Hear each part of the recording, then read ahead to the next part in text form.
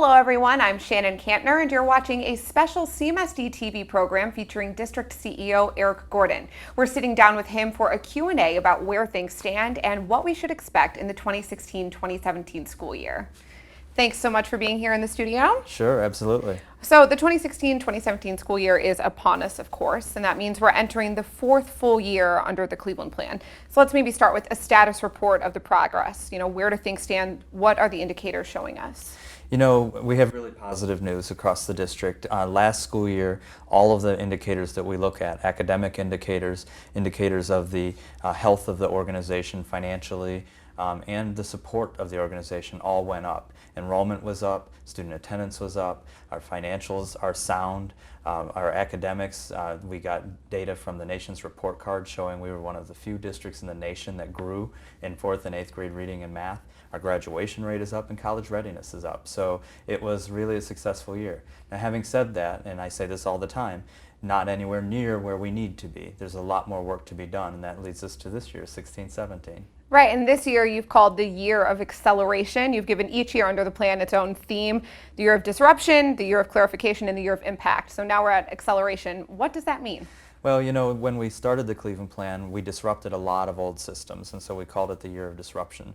Then we needed the year of clarity. How do these pieces fit together so that we use these new tools in a way that's useful to improving teaching and learning in our schools?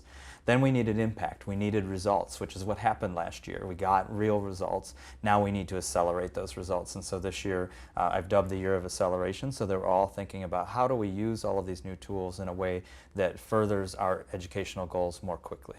Great. So new school year, moving quicker, you want to see more. What will be new about the new school year? Well, we do have new schools. So Lincoln West High School has a great new partnership with Metro Health Hospital in our Science and Health High School, and also a enhanced partnership with our Global Studies Academy at Lincoln West.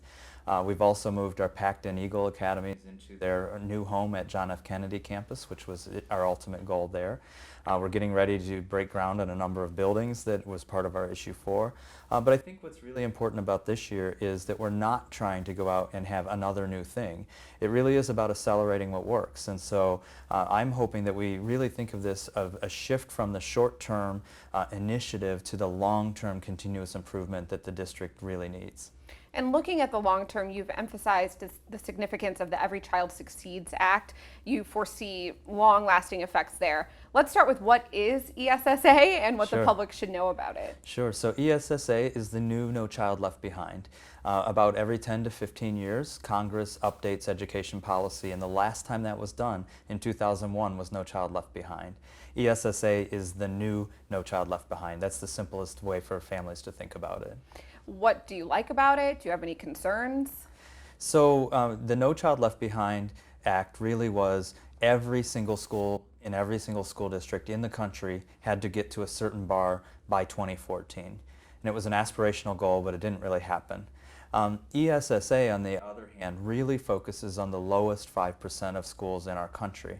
And that means it's going to focus on urban children in poverty, and on minority children, many of whom live in our urban communities. And so this bill is going to be very much more important for a district like Cleveland than it is going to be for some of our suburban community peers.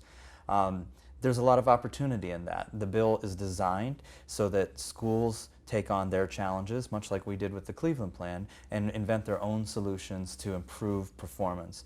But there's also a lot of risk because it hands that authority back to the states, and if the states choose to, if Ohio would choose to do so, could really top-down micromanage instead of bottom-up letting us solve our problems. So I think it's going to be a really important piece of legislation that's going to guide the next 15 years, which is the kindergartner starting today, their entire career in education. And for that reason, I think we have to pay a lot of attention to it. Well, we will absolutely keep an eye on that. You just mentioned kindergartner all the way through graduation. That brings to mind attendance. Yep. The successful attendance campaign continues this year. Get to school, you can make it.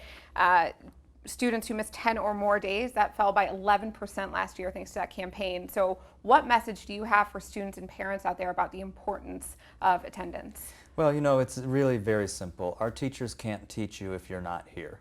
And so we have to end failure by absence. We have far too many kids that are failing courses and failing their exams simply because they're not in school. school.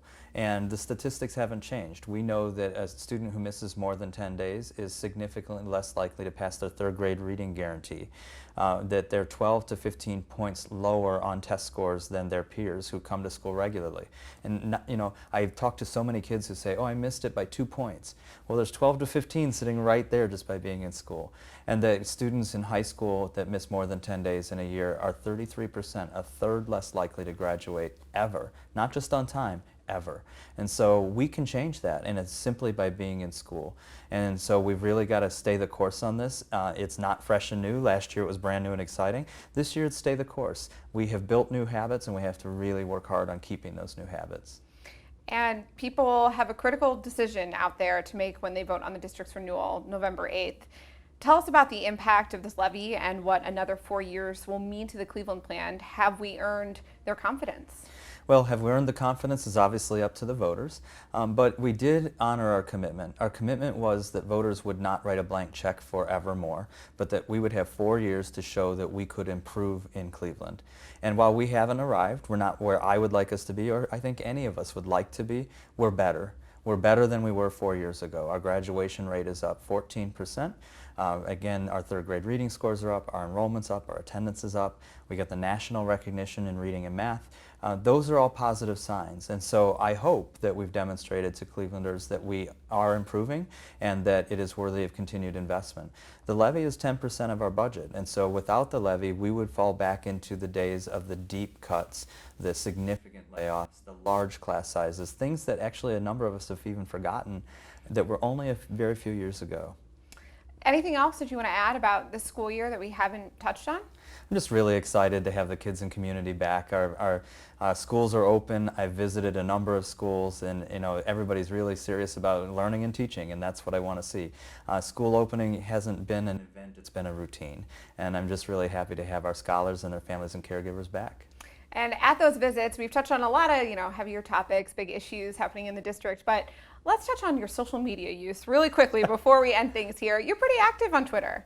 Well, a student actually taught me how to use Twitter, and now I'm getting pestered that it's time to go to Instagram and some others. But what it allows me to do is to share something positive that I see in every one of my school visits, and also for the community to know that I actually am visiting my schools and that I'm out seeing what's happening. So it serves two purposes. One is for the community to hold me accountable that am I visible in our schools, but also that I celebrate some of the small things that teachers or students are doing every single day that the community might not otherwise know about. Well, great. We're so happy that you're able to stop here. Maybe we can take a selfie and you can tweet this out. Very good. We look forward to having you in the studio more throughout the school year. And in the meantime, you can, of course, follow Eric Gordon on Twitter. It's Eric Gordon CEO. And if you want to see more programming like this, make sure to follow the CMSD News Bureau. Visit it online at clevelandmetroschools.org/news. Thanks so much for tuning in. We'll see you next time.